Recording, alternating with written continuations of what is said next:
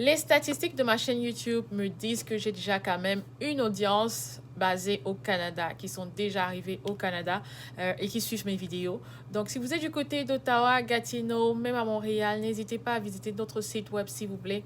On vend des extensions, mais juste pour les tresses, qu'on appelle les mèches. Également, si vous êtes intéressé par ce genre de t-shirt, j'en fais aussi pour Canada. Donc, bientôt, on aura ça sur notre site web.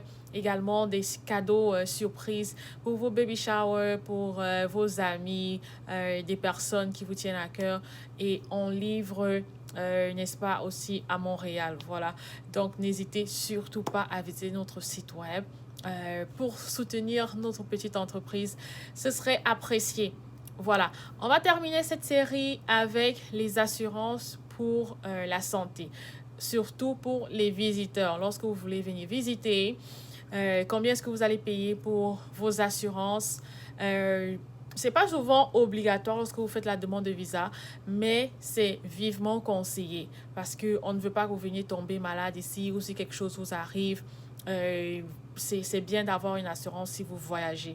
Donc, c'est fortement conseillé, mais ça ne fait pas partie des critères officiels pour avoir le visa visiteur.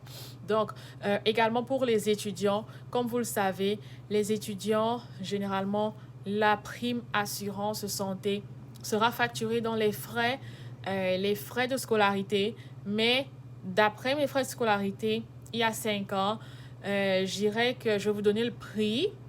C'est entre, je pense, comme 1000 $ par année, entre 1000 et 1500 $ par année que nous on payait dans les frais de scolarité. Donc, vous pouvez imaginer, bien évidemment, eux, ils ont les écoles, les universités ont des facilités qui leur donnaient des rabais, voilà, à cause du nombre. Donc, un étudiant international pouvait payer pour l'assurance santé et dentaire. Généralement, c'est divisé. Je dirais 100 à 150 $ par mois pour l'assurance santé.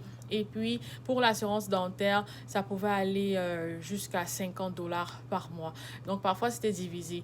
Et je pense que il vous donne la possibilité d'adhérer ou de ne pas adhérer pour l'assurance dentaire. Mais l'assurance santé générale, elle est obligatoire. Maintenant, pour les visiteurs, je vous recommande Blue Cross, la Croix Bleue. Au Québec, partout, c'est vraiment le plus moins cher d'après moi jusqu'à présent. Un visiteur peut payer en moyenne 200 $ au Canada, voilà, par mois, ou je dirais les 30 jours, voilà. Maintenant, si vous voyagez pour l'extérieur,